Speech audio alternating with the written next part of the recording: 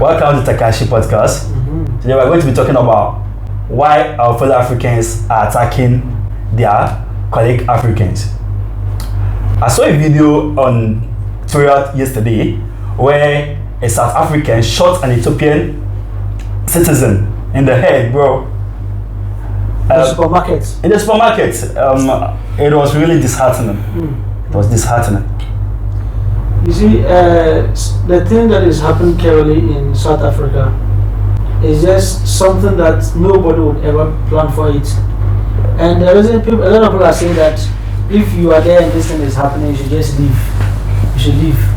But when you think at the other side of it, it's very difficult for people to leave. People have made investments. People have built their houses there, though they are not South Africans.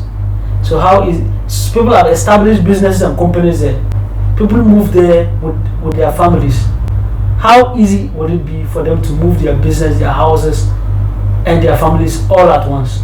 It will be very difficult. It's not easy. Yeah. It's not easy. Because sometimes when you start life, you build something huge. Now you're going to abandon everything to go and start a new life. Yes. It's very difficult. Yeah. It's very difficult. The thing where I see that it made me sad was when people were in the hospital. Alright.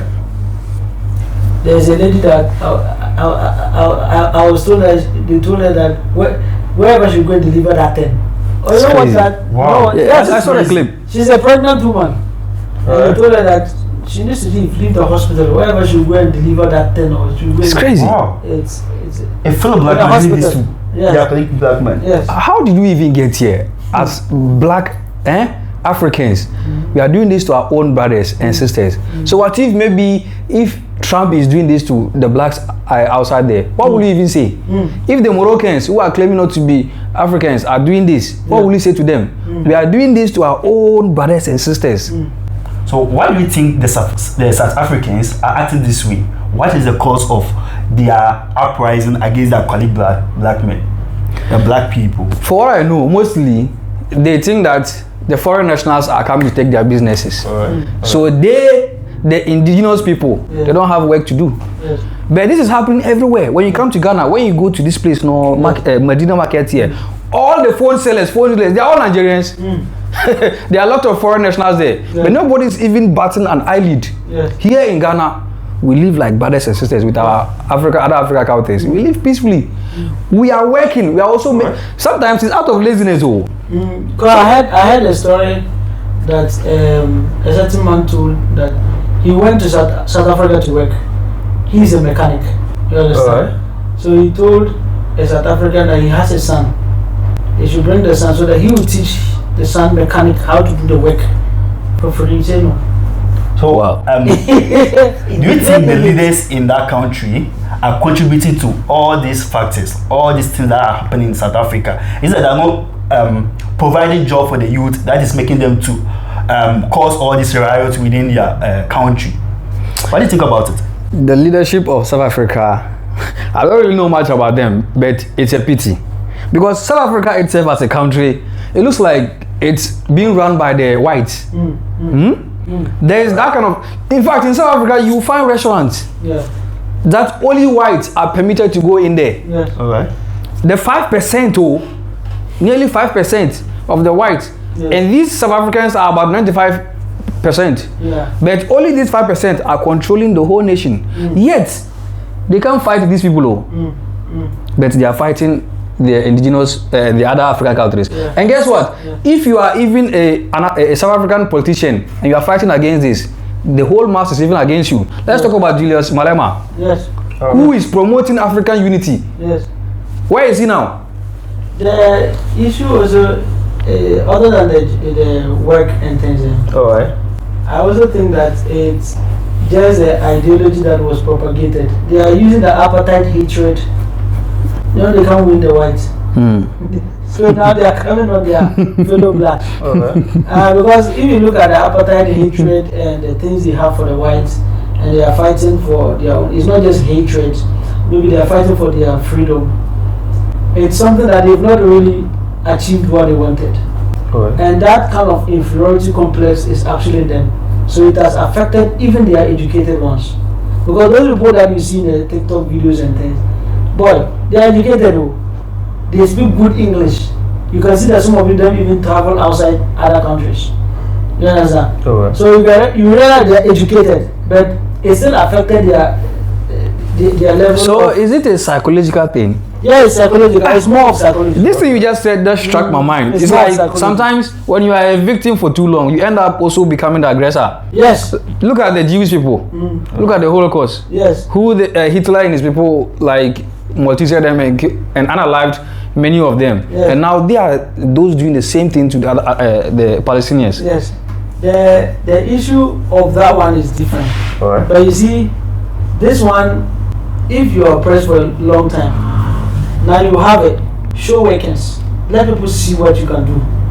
So let's say, for example, people say they are about 95%. Blacks are 95% or 90% in South Africa. Let us see the fruit of your labor. What can you do? You understand? So if the masses don't see the need for education, the masses are always, entitled. They think that the government or Chinese or other national who come there to establish business must come and beg them to come and work for them. They have that kind of self-entitlement. Because I watched another video when they start with, when they don't play the video for Yeah. what would it be? They start the foreign national business owners and they were telling them that they need to employ South Africans. Start all They start countries that are working for them. Yes. So you see, employ South Africans. see the level of entitlement.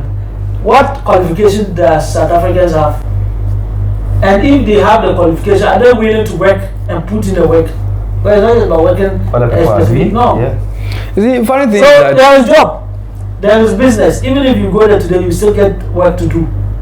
But the mentality they have is it's everything psychological. Okay. They think they have to leave before they get something to do. Yes.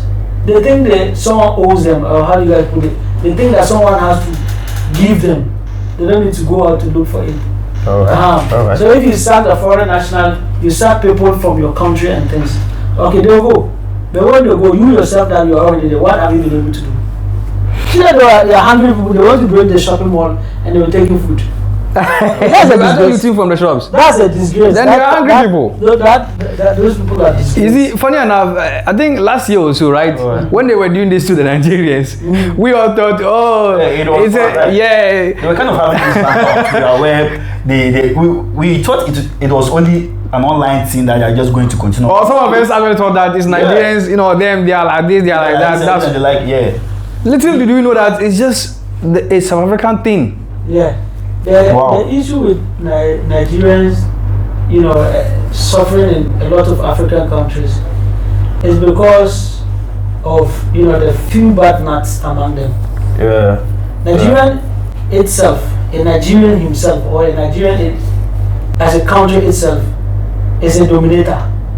Alright. So when a Nigerian rent anywhere, boy, He dominates. Nigeria no dey carry last. No. Nigeria no dey carry last. Like when you see them doing businesses, the way they strive, they are very competitive in everything that they do. They have energy, they have drive. They have everything. So they will come to your country and you guys you start envying them because they're able to beat down the price. Yes. They're able to beat down all protocols, Yes. whether legal or illegal. But they're very good businesses. Yes. So first of all, the hatred travel, and I saw another video where Ghanaians recently started saying that they need to Nigerians. I saw It that doesn't video make too. sense. You understand? Ghana is an open market economy. Anybody can come here and make business. Yeah. So if you think Nigerians are taking your work or other nationalities, what are you doing? What is in their head? Yeah. So if Nigeria that will go there and get this cheap, you to go there. Mm-hmm. If it is China that will go there and get this, you to go there. Yeah. So why will you come and say that they are taking your job? So that level of entitlement is not entertaining in Ghana. Alright. And Ghana, when you get up, immediately you start mobilizing. We have security people who will fish you out and make you an example for the entire country to watch. Alright. Yes. But if South Africa is able to set example, trust me, they will be able to mobilize and gather themselves, and they will what? They will come out bigger. But here you can't do it. Ghana you can't do it. That's the difference. So other than it being psychological, even the personnel, the security personnel in South Africa, are not able to detect these things earlier because it's become massive. Employ and deploy more security people to deal with them. That way, we'll be able to get good South Africa as a nation.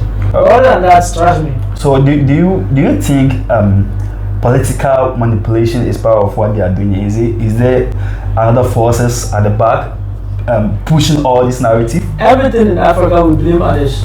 Alright. Everything in Africa we blame others, and it's not our fault that we blame others. Alright.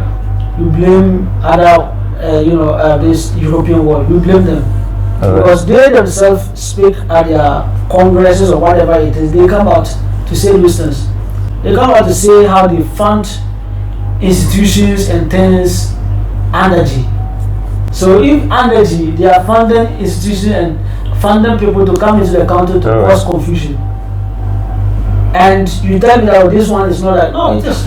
There may be a trace of that. So that one, they are not lying. Yeah, I think it's hugely political. I'm sure they are nearing election, right? I don't know much about that though. Because usually when people are of a particular opinion, political leaders who are aligned with that opinion, they take advantage. Yes. Especially when they know that it's nearing election. Yes. So when people are talking about, hey, other nationals are taking our jobs, they are doing this. If a political leader wants to gain favor of the people, then he will sort of like liaise with them.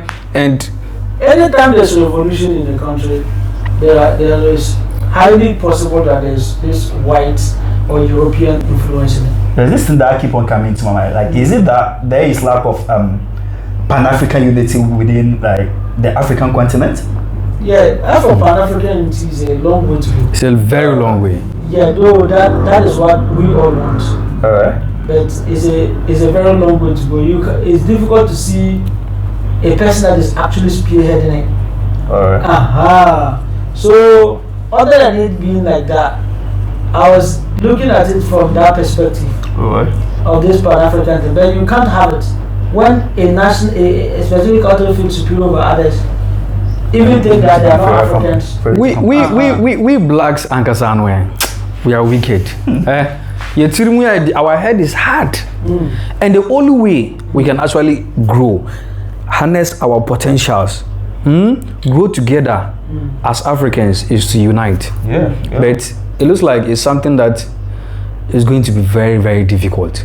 See, right now, even as an African, if you are going to another African, it's very another African country. It's very difficult. Everything we've created borders. Meanwhile, we're just one people. It's the Europeans, these people, the colonizers. They came to create borders among us. I remember I traveled from Ghana to Benin, and Charlie, it wasn't an easy journey. We passed through Ghana border.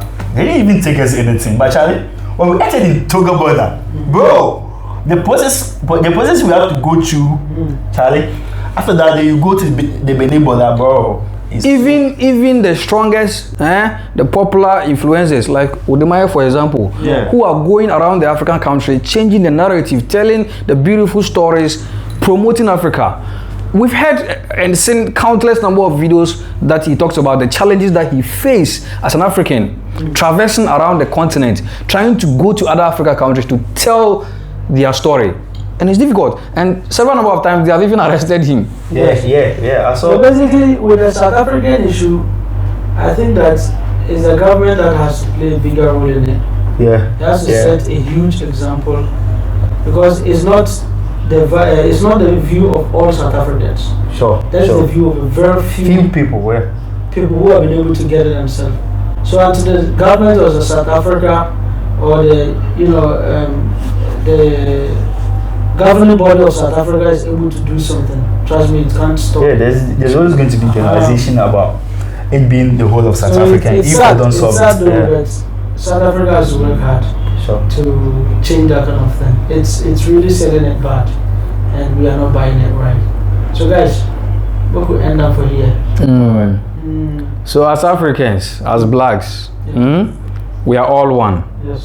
Even if you travel the whole world, you can never erase your identity. We belong to one another. Let's hold each other. Work together, promote unity among ourselves, and together we can grow the African continent.